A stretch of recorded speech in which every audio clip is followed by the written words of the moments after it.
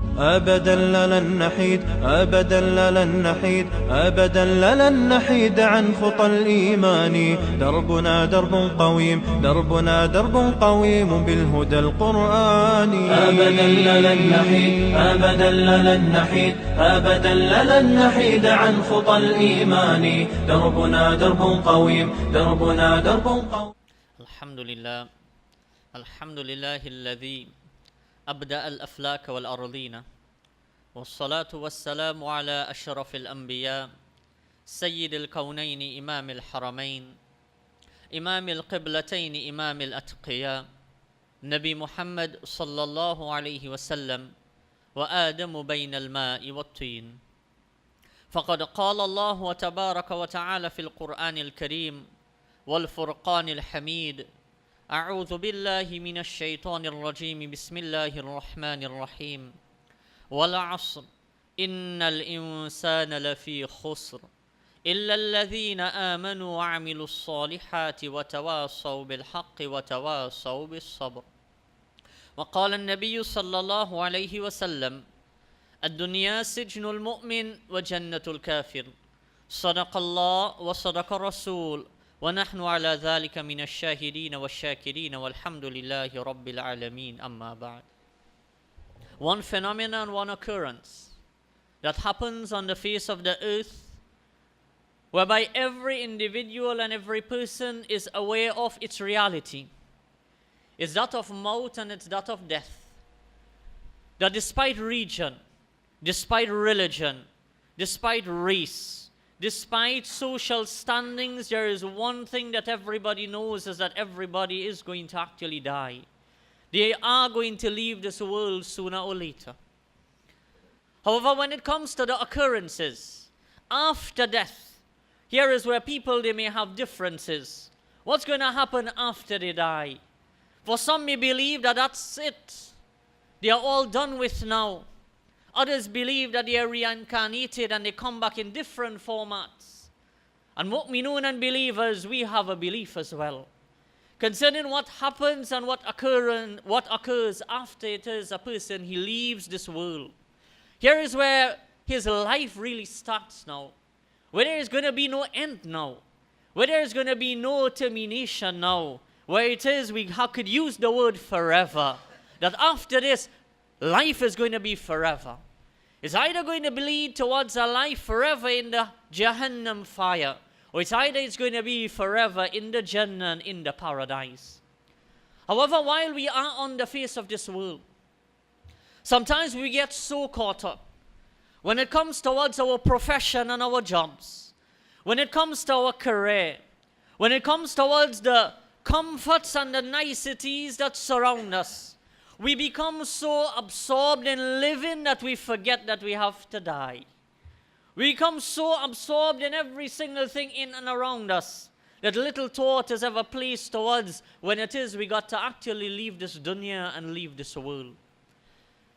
Allah subhanahu wa ta'ala, He tells us in the Holy Quran that whenever a musibah, that whenever an adverse situation, something bad were to happen, then you ought to say, Inna lillahi wa inna ilayhi raji'un. Whenever anything adverse takes place, and normally or commonly, we will say this dua whenever we hear somebody passes away and whenever we hear somebody dies. But what's the reality of this statement? The reality of this statement is that it is in fact a reminder for us that the next person could really be me. Because in reality, I am saying that inna lillah, that certainly and verily, every single thing is for Allah subhanahu wa ta'ala. And every single thing shall return to Allah subhanahu wa ta'ala. The dead doesn't benefit with this statement. Who benefits with this statement then when it is that we actually utter it? It's supposed to be we ourselves benefit from it. That's a reminder to organize and prepare, to put things in place, so that whenever your turn is, you are going to leave in such a condition and a hal that you are an excellent, that you are good. However, despite this being our aqaid and our beliefs, And we very well know of these phenomena and these occurrences that will take place. We hardly ever prepare. We hardly ever put things in place. And little thought is put to when we actually got to stand before Allah subhanahu wa ta'ala. That if it is we were to ask, that as a Muslim and as a believer, what do you think is going to happen, or what do you believe is going to occur? After you leave and pass this world, we will be able to say that you will spend a period of time in the grave, and then we'll be resurrected and we'll have to present ourselves before Allah subhanahu wa ta'ala. Our deeds are going to be presented before Allah. Not a single iota of a deed is going to be left out. Every single thing is going to be present there. Our books are going to be presented. People are going to be in an astonishment that this book doesn't leave out a single thing. Everything is recorded in this book. We know, and we will tell people, and we will always say that these are the occurrences that we believe in are going to occur after death. When it is, this is what we actually see. How come then sometimes our amals and our actions that we do not reflect us having that belief that one day we'll have to give an account before Allah subhanahu wa ta'ala? How come sometimes the way that we behave and the things that we do, the transactions that we involve ourselves in, all of these different things that we do every single day, how come then, us knowing very well that this will be the outcome, how come there is no change towards how it is we live on this dunya and the things that we do? Allah subhanahu wa ta'ala, He says in the Holy Quran, La uqsimu bi yawmil qiyamah, that certainly I swear by this day of Qiyamah. And whenever people take an oath, they always take an oath by something great. Nobody takes an oath by something frivolous and small, something insignificant. We always take oaths by things that are great. Allah subhanahu wa ta'ala, He does similar as well when it is that He takes an oath by this day of Qiyamah. That for certain it's going to take place and it's going to occur. In the Holy Quran, Allah subhanahu wa ta'ala says, إِذَا وَقَعَتِ الْوَاقِعَةِ, that when that waqia, that great occurrence, and Allah uses waqa. Waqa is a past tense verb, but we're speaking about the future. Why is He using past tense and talking about a time to come? It's to show certainty. Just like if it is, I were to say, I played yesterday, there is no doubt in my mind, that is what I did. Similarly as well, when it comes towards this qiyamah, this occurrence taking place, there is no doubt it's going to happen. Allah subhanahu wa ta'ala says, إِذَا وَقَعَتِ الْوَاقِيَةِ, that when this great waqiyah and this occurrence shall take place and shall occur, Allah swears by this qiyamah in the Holy Quran. لَا أُقْسِمُ بِيَوْمِ الْقِيَامَةِ وَلَا أُقْسِمُ بِالنَّفْسِ اللَّوَّامَةِ. And Allah subhanahu wa ta'ala also takes qasam. He also takes oath on that self-reproaching soul.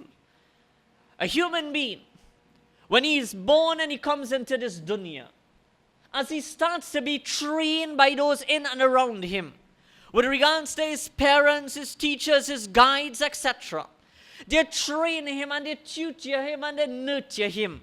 And they bring him from one stage to another. At this very tender age, frivolity, mischief, those are his pastimes and those are the things that he does and a child does when it is that they are this tender age. You will give them food, they will scatter it. Whatever you give them, they will do the opposite of it. That's the age that they are in now.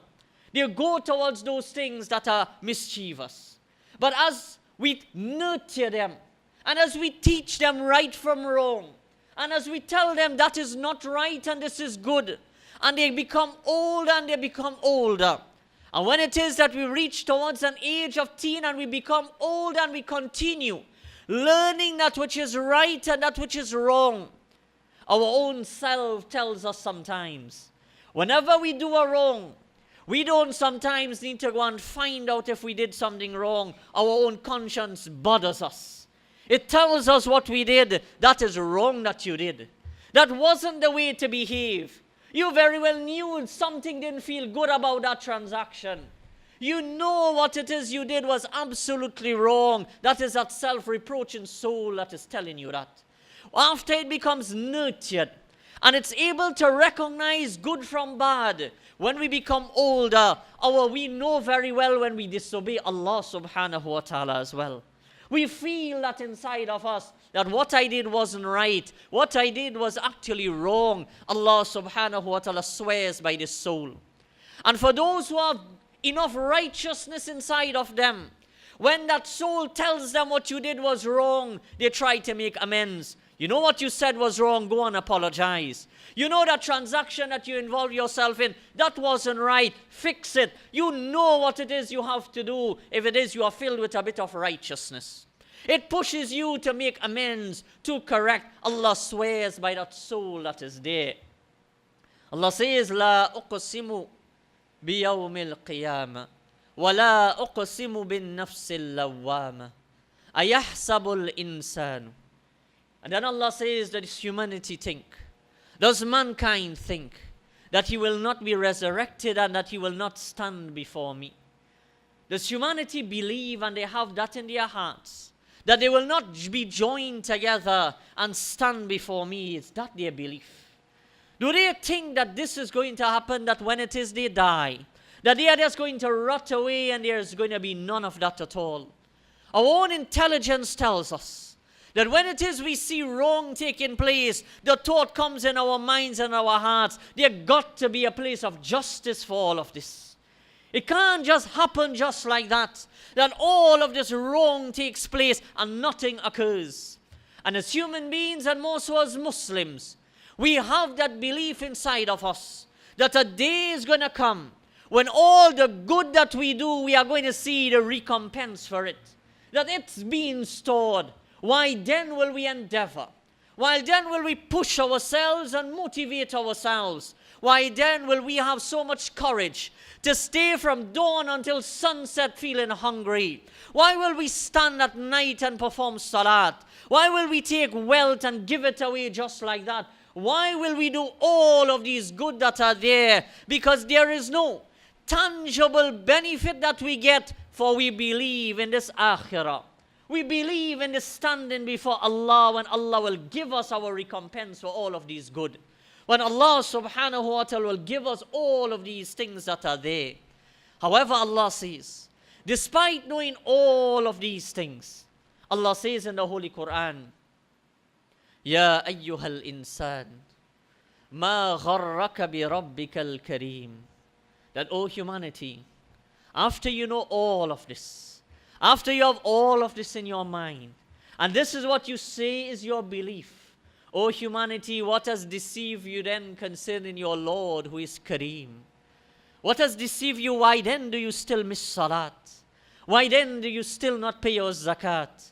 Why then do you still not use your tongue properly? How come you still are in such transactions and dealings? How come you are in this and how come you are in that? Ya ayyuhal insan, O humanity, ma gharraka bi rabbikal kareem. What has deceived you concerning your Lord who is al-Kareem? Commentators of this ayah of the Holy Quran explain, Allah in reality answers that question right there in the ayah. When He describes Himself as Kareem, by saying He is clement, He is noble, He is such a Rabb and a creator that doesn't punish immediately but grants respite. Humanity take advantage of that respite that is given, and they don't or hardly ever change, illa qaleel, except a few. And that's the reason they are deceived. Because they disobey today, no punishment comes to them. They disobey tomorrow, no punishment comes to them. For years they are disobeying and no punishment comes to them. So therefore they feel no punishment is ever going to come. Allah says, this is what has deceived you. My not punishing you immediately has deceived you, O humanity. And Allah subhanahu wa ta'ala, why then has He given us this period of time? It's for us to reflect. It's for us to ponder. It's for us to turn and do tawbah to Allah subhanahu wa ta'ala. Is for us to come back to Allah subhanahu wa ta'ala. And Allah continues in Surah Qiyamah of the Holy Quran, when He says, بَلْ يُرِيدُ الْإِنسَانُ لِيَفْجُرَ أَمَامَ. When He says, what's the behavior of humanity? The behavior of humanity is they plan, they put things in place, how to disobey Allah subhanahu wa ta'ala. They plan it out in their minds, how it is that I'm going to disobey Allah subhanahu wa ta'ala. They have belief in the standing before Allah, and on the other hand, they are planning how to disobey Allah subhanahu wa ta'ala. How I'm going to miss my salat. How it is I'm going to commit these indecencies and these sins. They plan it out. At this particular hour, you will pick me up and we'll go here and we'll go there. They plan how they are going to disobey Allah. They put things in place how to disobey Allah subhanahu wa ta'ala. And Allah is sending the message clear that, oh humanity, are you forgetting that you will have to stand before me and you will have to give an account of every single thing on a day that there is going to be no hiding, on a day when there's going to be no deceiving, on a day when all accounts will be placed before Allah subhanahu wa ta'ala. When it is, as in the accounting world we say, transparency must be there. There's going to be no time again where there's going to be such transparency like the day of Qiyamah, where every single thing is going to be laid before Allah subhanahu wa ta'ala. So as human beings and as mu'minun and as believers, we know about death and we know that we have to leave this dunya and we have to leave this world. The time that we are in, they are filled with so much of fitna. They are filled with so much of indecencies. They are filled with so much of sin. They are filled with so much of lewdness. And as mu'minun and as believers, we very well know within our own selves that to participate in any of these things are wrong. Our own nafs tells us that. Our own self inside of us, that nafsul lawama, tells us that these things are impermissible. We need to motivate ourselves. We need to push ourselves that extra little bit to make sure that we do not get into any of these avenues that are there. For we say we believe in Allah. We need to start demonstrating that we really believe in Allah subhanahu wa ta'ala. That to really stay away from all of these different things that are there. And we become so inclined towards finding out all of the champions of all of the variant categories of carnival that are there. We become so inclined to finding out all of these things connected towards lewdness and immorality. And we'll pacify our own selves by saying, but I didn't go. I didn't do this and I didn't do that. And shaitan is just taken from us all our amals and all our good. Can we imagine had the beloved of Allah been with us? Will we ever want to inquire?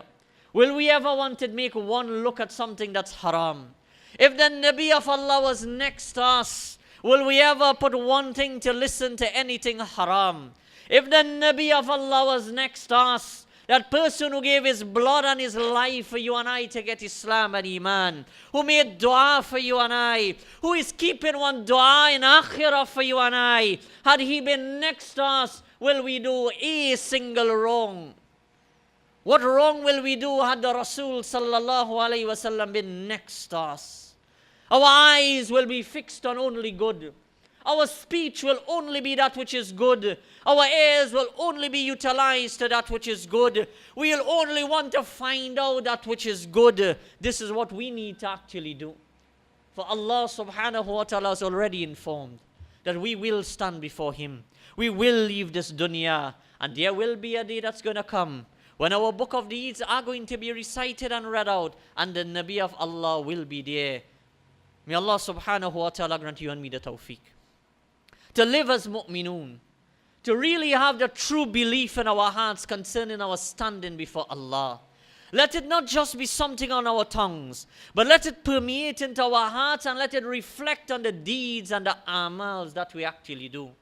Well, let me explain that when it is we hurt somebody with our tongues, there is not a single court in this dunya, if it was both of you alone, that is able to give justice for harming a person if you did that. You said something bad to your wife, a wife to a husband, a child to their parent, vice versa, all of those different things. There isn't a single court in this dunya that can give justice for that, except one court, that's the court of Allah. Let us not perpetrate, commit any type of wrong that have to be sorted out in that court, for that's not going to be good at all. For that's not going to be good. May Allah subhanahu wa ta'ala grant us tawfiq to really, really live as mu'minun and believers, to really utilize all our limbs in His ta'at and in our obedience. May Allah subhanahu wa ta'ala inspire us that when our soul tells us that something is wrong, we listen.